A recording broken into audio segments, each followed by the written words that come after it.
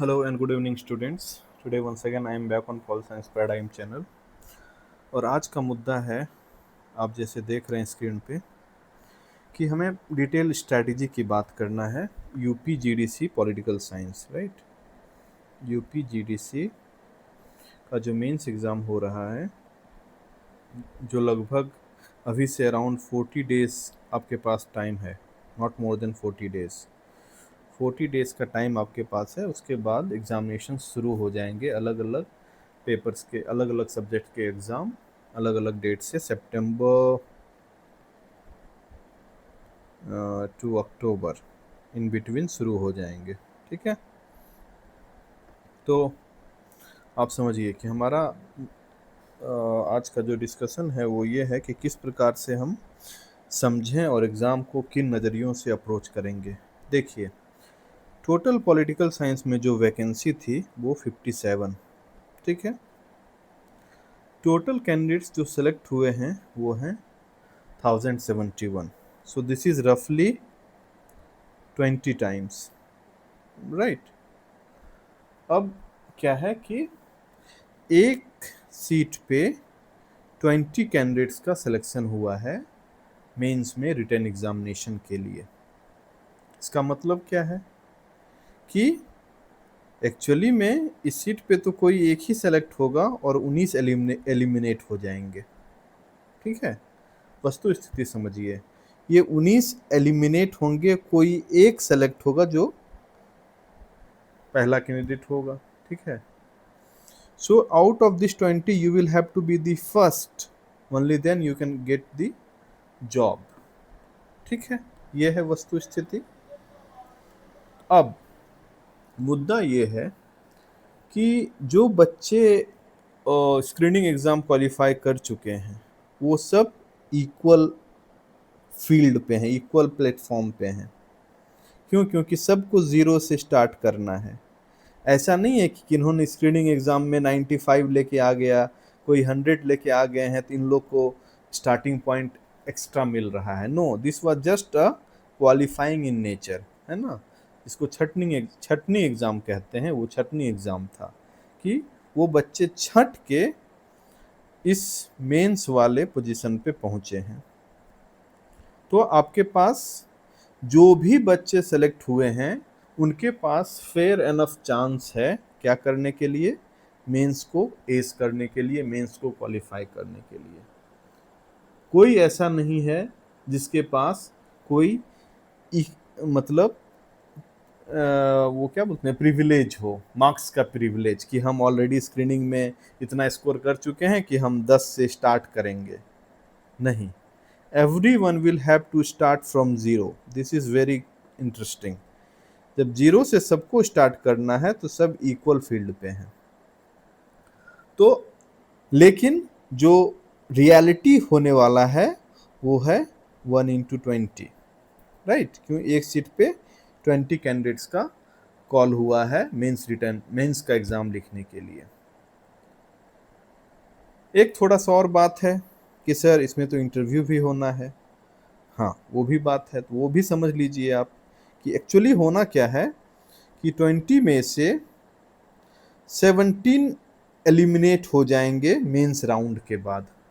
Out of this 20, 17 will be eliminated and only 3 will be qualified for the interview round।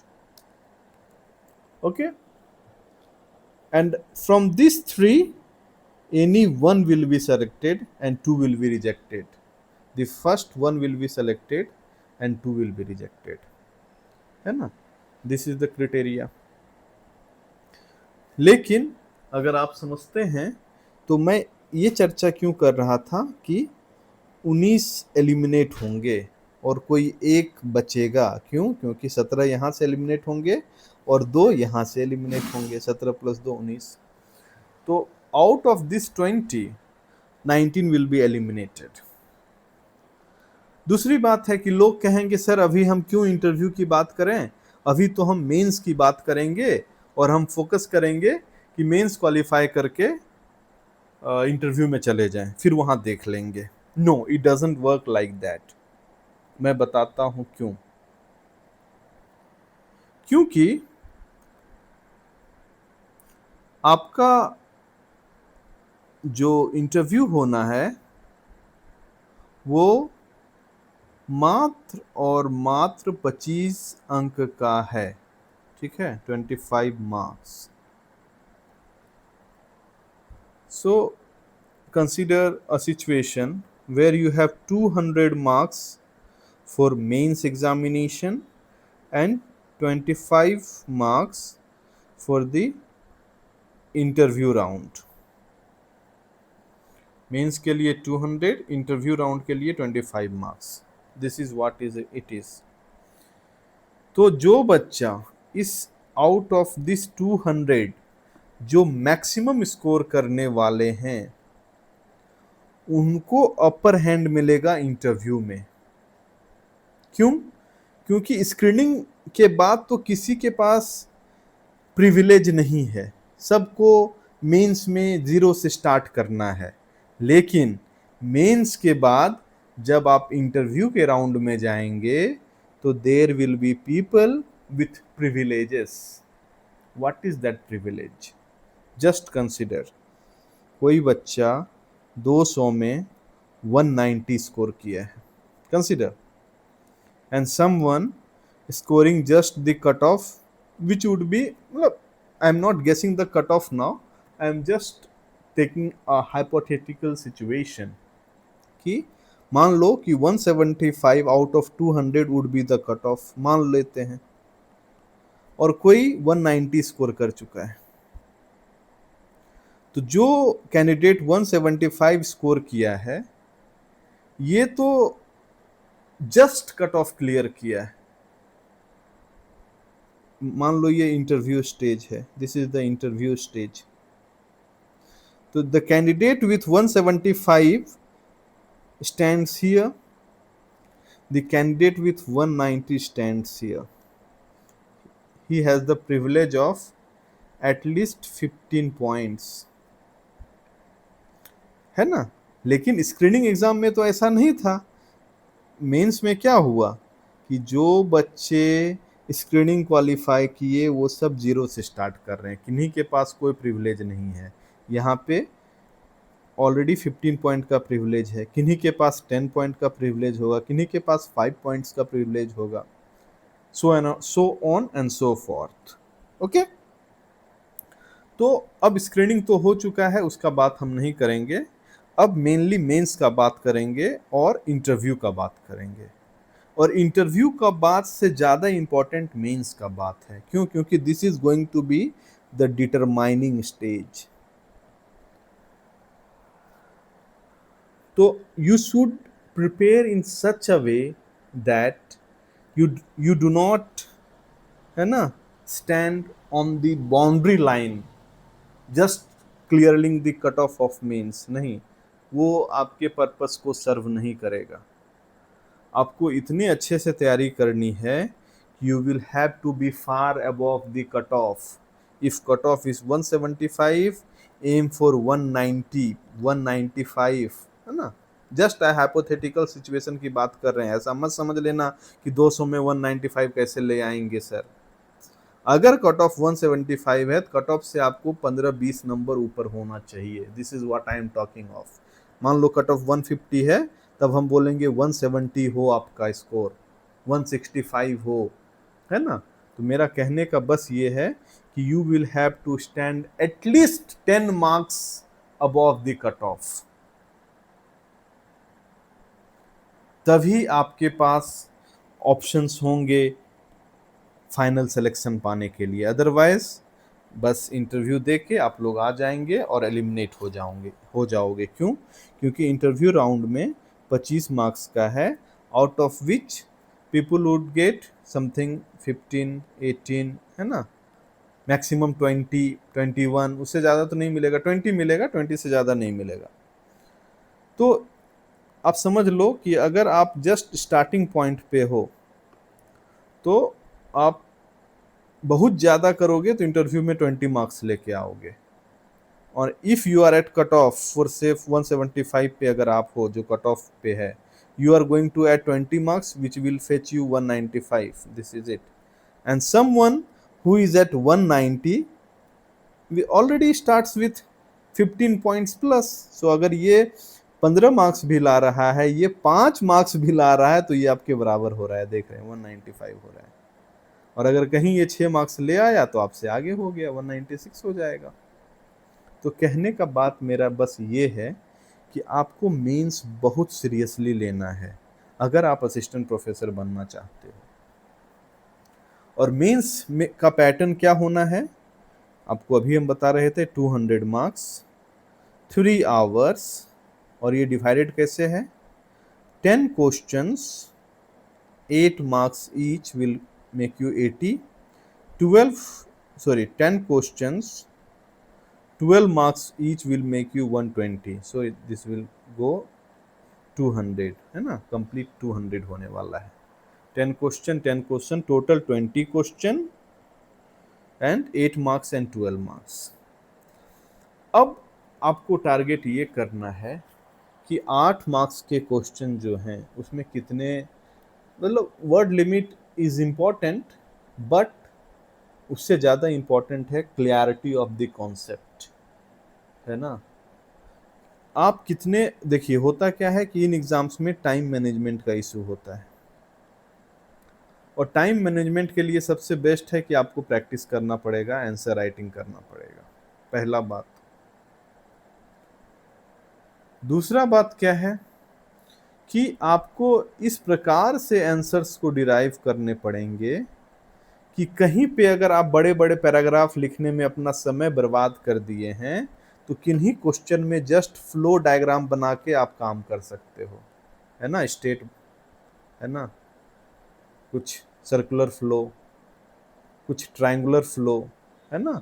इस प्रकार से आपको इतने अच्छे से कॉन्सेप्ट का क्लैरिटी हो कि पिक्टोरियल रिप्रेजेंटेशन से भी आपका काम चल सके। फॉर एग्जाम्पल, आप 5 क्वेश्चन में बहुत अच्छे से लिखे हो एकदम हैंड राइटिंग में गोल गोल करके, but at the end of the day आपको समझ में आ रहा है कि you are short by few minutes, है ना, 5 मिनट 10 मिनट आपका शॉर्ट हो रहा है, 2 क्वेश्चन छूटने वाला है। तो ये 2 क्वेश्चन को छूटने से कैसे रोका जाए, हमारा ये तैयारी होना चाहिए। तैयारी ये नहीं होना है कि आपको 15 क्वेश्चन का आंसर कैसे लिखना है, ये तो लिखोगे ही लिखोगे आप, ये तो बेयर मिनिमम है, इतना तो करना ही है, ये तो आप खुद करोगे।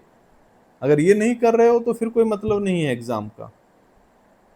सो this is what you are already trying and you will do it at the end of the day.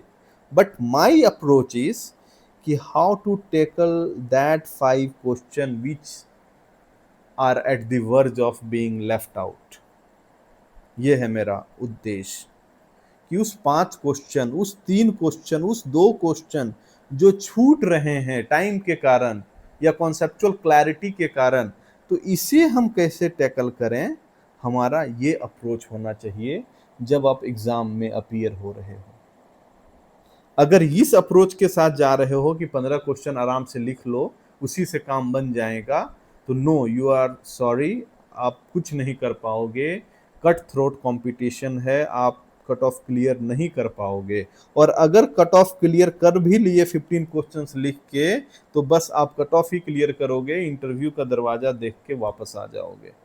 क्यों? क्योंकि you will not be selected as an in the final merit list. क्यों? क्योंकि आप जस्ट कट ऑफ पे खड़ा रहोगे। वो बच्चे सेलेक्ट होंगे जो 20th क्वेश्चन को भी अटेम्प्ट करके आए हैं, उसके बारे में भी 2 लाइन 5 लाइन लिख के आए हैं, वही बच्चे सेलेक्ट होंगे final interview. 19th question, 20th question, this are going to, यही होता है मेंस एग्जाम का, यही नेचर है। और आप समझिए, आप असिस्टेंट प्रोफेसर का एग्जाम दे रहे हैं और ये पहली बार मेंस का नेचर का होने वाला है, तो बहुत बच्चे तो ऐसे हैं जिनको कोई आइडिया नहीं है कि how to write a mains exam. ठीक है, तो आपको ये बहुत अच्छे से समझना पड़ेगा कि this is going to be clear that the one who is going to attend the 90th question, the 20th question are going to make into the final list. Everyone will be writing 15 question, 16 question, ये तो bare minimum है। ये नहीं कर रहे हैं तो फिर तो कोई पर्पस ही नहीं, तब तो आप ऐसे ही छटा जा रहे हैं। लेकिन अगर आप 19th क्वेश्चन 20th क्वेश्चन अगर नहीं अटेम्प्ट करोगे तो आप पूरा मान लो 8 नंबर और 12 नंबर का मान लो 2 क्वेश्चन आप छोड़ के आ रहे हो, 20 क्वेश्चन 20 मार्क्स, तब तो आप 180 का पेपर अटेंड करके आ रहे हो। अब 180 में और कोई 180 स्कोर कर लेगा अगर 200 का अटेम्प्ट करके आता है, तो आप 180 ही अटेम्प्ट करोगे तो ऑटोमेटिक है 150 ही स्कोर कर पाओगे। समझ रहे हो ना मैं क्या बोल रहा हूं? So you have to challenge yourself to tackle that last 5 question को कैसे करें। लास्ट 2 क्वेश्चन, पहले लास्ट 5 से मतलब 15 क्वेश्चन आप लिखिए। हम ये नहीं बोल रहे हैं कि 15 क्वेश्चन आप छोड़ दीजिए और 5 क्वेश्चन को लिखें, नहीं। मेरा कहना है 15 तो लिखना ही है, वो तो आप लिखोगे ही, लेकिन आपको इस तरीके से अपने आप को मॉनिटर करना है कि 16 क्वेश्चन 17 क्वेश्चन भी लिख रहे हैं उसी 3 आवर के पीरियड में। और फिर धीरे धीरे जब आप लेटर ऑन टेस्ट दे रहे हो या टेस्ट सीरीज कर रहे हो, तो आपको टारगेट करना है कि how to reach the 90th question, how to tackle the 20th question, यहां तक हमको पहुंचना है। This should be the aim. क्योंकि देखो होता क्या है मार्किंग में कि अगर आप फर्स्ट क्वेश्चन में बहुत समय लगा के बहुत अच्छा आंसर लिखने का कोशिश करोगे, एंड मान लो that is of 12 marks, so you are not going to get 12 out of 12 in any question, mind it, whatever you write, है ना। प्लेटो का अगर अवतार ही हो जाए आपके एग्जामिनेशन हॉल में, आपके अंदर लॉक साक्षात आपके अंदर प्रवेश भी कर जाएंगे, फिर भी आप 12 में 12 मार्क्स नहीं ला पाओगे, 8 में 8 नहीं ला पाओगे। दिस इज टोटली मतलब अनअचीवेबल, है ना। तो why not target in a way that सारे क्वेश्चन में हम एवरेज से ज्यादा नंबर ले आए। आप समझ रहे हो मेरी बात, मैं क्या बोल रहा हूं कि एवरेज से ज्यादा नंबर हम कैसे लेके आए सारे क्वेश्चन में, इसका टारगेट हमें करना चाहिए। जैसे आप समझिए टोटल 20 क्वेश्चन होंगे, है ना। जब टोटल 20 क्वेश्चन होंगे तो आपको ये टारगेट करना है कि हाउ टू गेट एवरेज से अबव, है ना, मोर देन एवरेज मार्क्स। आपको किसी क्वेश्चन में ये टारगेट नहीं करना है कि हम मान लो फर्स्ट 10 को हम 8 मार्क्स मान लेते हैं, नेक्स्ट 10 को हम 12 मार्क्स मान लेते हैं, ठीक, sorry, next 10 is 12, first 10 is 8, fine, okay, चलो चेंज द कलर। तो अगर आप फर्स्ट क्वेश्चन बहुत अच्छा भी लिखते हो, you are going to get, अगर एवरेज मार्किंग है तो यू विल बी गेटिंग 4.5 और 5 मैक्सिमम। लेकिन अगर वहां पे आप कुछ वो इम्पोर्टेंट वर्ड, वो इम्पोर्टेंट कॉन्सेप्ट, वो इम्पोर्टेंट एग्जाम्पल अगर वहां पुट इन कर देते हो, तो you are just going to get 6 mark, 6.5, and this is what we need, average से ऊपर मार्किंग, है ना। If you are going to get this amount of marks everywhere, you are going to sail through. मेरा यही आपसे कहने का तात्पर्य है कि अगर जो एवरेज मार्किंग है 5, 4.5, 5, अगर उससे आप एक, है ना, या 1.5 नंबर आप ऊपर ले आओ, तो आप 10 नंबर ऊपर लेके आओगे, 10 marks more than the average candidate, ठीक है। अब 11 से 20 का आपका है कि अगर ये 12 नंबर का क्वेश्चन में you will never be getting 12 out of 12, not possible. What is possible? It is possible to get 9 out of 12। तो you have to target how to get that 9, right. ये 9 कैसे पाना है, that should be the target. क्यों? क्योंकि in average marking in a 12 mark question you will be getting 7 mark, ठीक है। 6 to 7 mark will be the average, 7 will be the average, 7 to 8। अगर आप एक्स्ट्रा एग्जामिनर को कुछ अट्रैक्ट कर पा रहे हो अपने आंसर में, वो अट्रैक्ट क्या करना है, हैंडराइटिंग से अट्रैक्ट नहीं होता है, थोड़ा सा मतलब हेल्प करता है ऑब्वियसली। इफ़ योर आपका हैंड राइटिंग अगर थोड़ा ब्यूटीफुल है और क्या बोलते हैं क्लियर है तो थोड़ा सा अट्रैक्ट करता है, but not much. What attracts much is the conceptual clarity with which you are attempting the question. For example, मैं बार बार ये एग्जाम्पल देता हूँ कि अगर आपसे प्लेटो का एजुकेशन के बारे में चर्चा किया गया है, मान लो वो क्रिटिकली एनालाइज है या डिस्कस है या एलुसिएट है, वट एवर इट इज, लेकिन अंतिम में कंक्लूजन जाते जाते आप जस्ट कंपेरेटिव कुछ कर देते हैं कि रूसो का जो एजुकेशन पे एमाइल है उसके बारे में एक कंपेरेटिव एनालिसिस एक लाइन का लिख देते हैं, you are going to get that extra push factor. वो इररिलेवेंट नहीं होगा, क्योंकि जब आप क्रिटिकली एनालाइज करते हो तो obviously you will have to bring in some other argument to justify और whatever as per the question, to justify और to argue in a way. तो आप रिलेटिव कॉन्सेप्ट्स को लेके आओगे, रिलेटिव थिंकर्स को लेके आओगे, उनके आइडियाज के साथ कंपेयर कर दोगे। That is what it is. तो उन केसेस में you are going to get that 9, 9.5, somewhere 10, है ना, समवेयर 10.5, समवेयर 10 1/4। समझ रहे हो ना मैं क्या बोल रहा हूँ? Somewhere 9 3/4, somewhere 8.5, somewhere 7।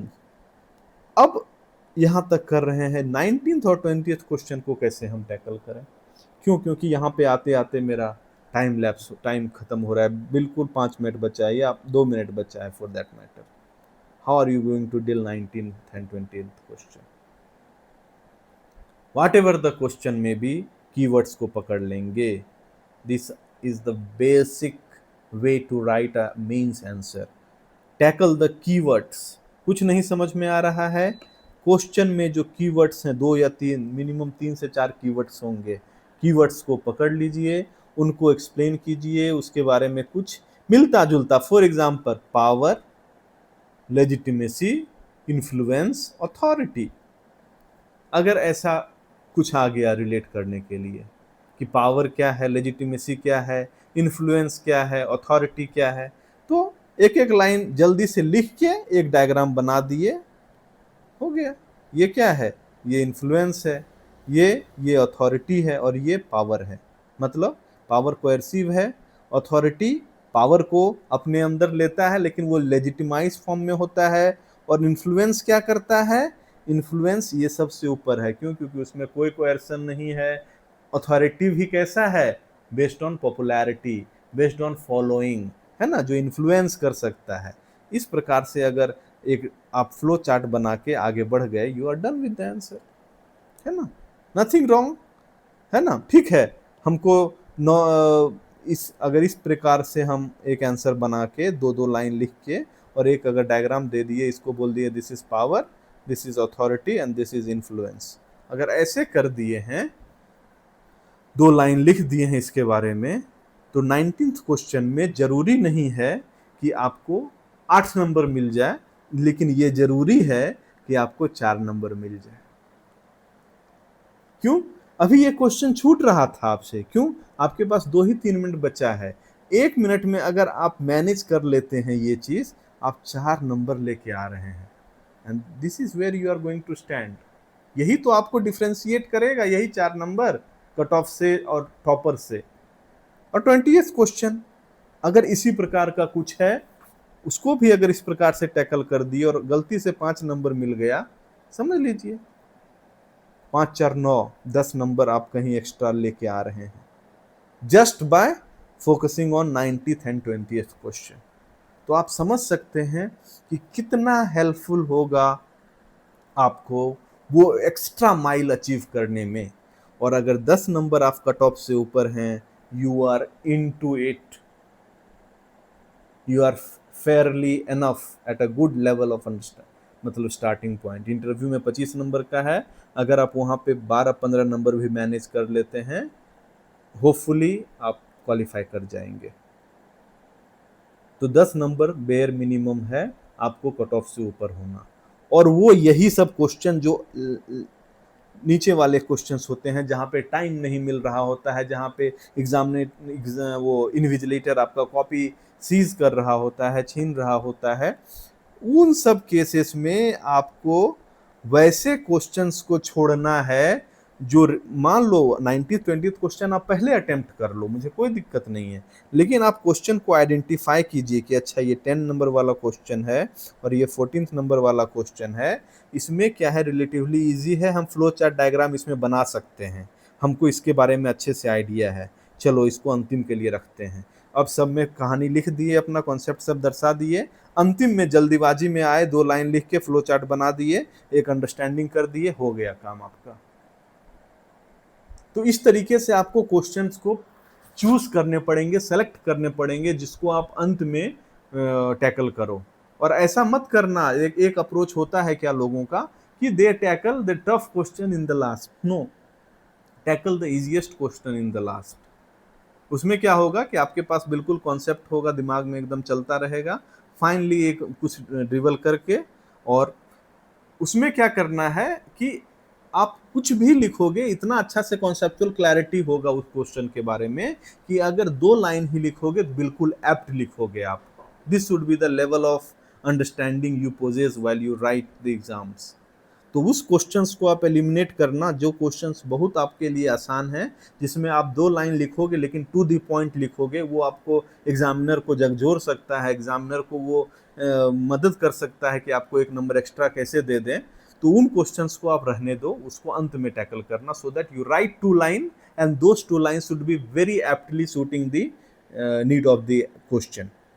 Draw a diagram, जैसे अभी हम डिस्कस किए, बहुत तरह के डायग्राम्स होते हैं, तो ये सब इंपॉर्टेंट है व्हाइल यू राइट मेंस। और जब इस प्रकार से आप मेंस को टैकल करोगे, only then you can guarantee a selection. और इन्हीं तरह के इश्यूज को टैकल हम अपने टेस्ट सीरीज में कर रहे हैं। आपको पता है कि टेस्ट सीरीज भी लॉन्च किए हैं, बच्चे ज्वाइन किए हैं, पहला टेस्ट आज हो चुका है, उनसे डिस्कशन हो चुकी है, सेकेंड टेस्ट 3rd डे होगा, यानी कल के बाद, कल के बाद, है ना, कल के बाद सेकेंड टेस्ट होगा। और तो इस प्रकार से अगर आपको अप्रोच करना है एग्जामिनेशन को, तो उस आप टेस्ट सीरीज से जरूर जुड़ें। और for that please inquire through this WhatsApp number 9708073777।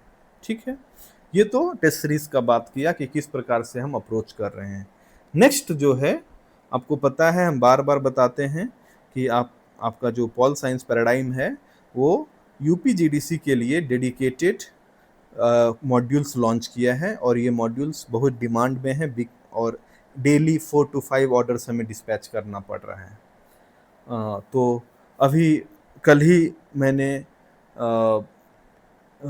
Last 2 sets को डिलीवर किया, और आज मैं ये पब्लिशर को फिर से इन्फॉर्म कर दिया हूँ। होपफुली कल हमारे पास फिर से कुछ सेट आ जाएं, कम से कम 2-4 सेट तो आ ही जाएं।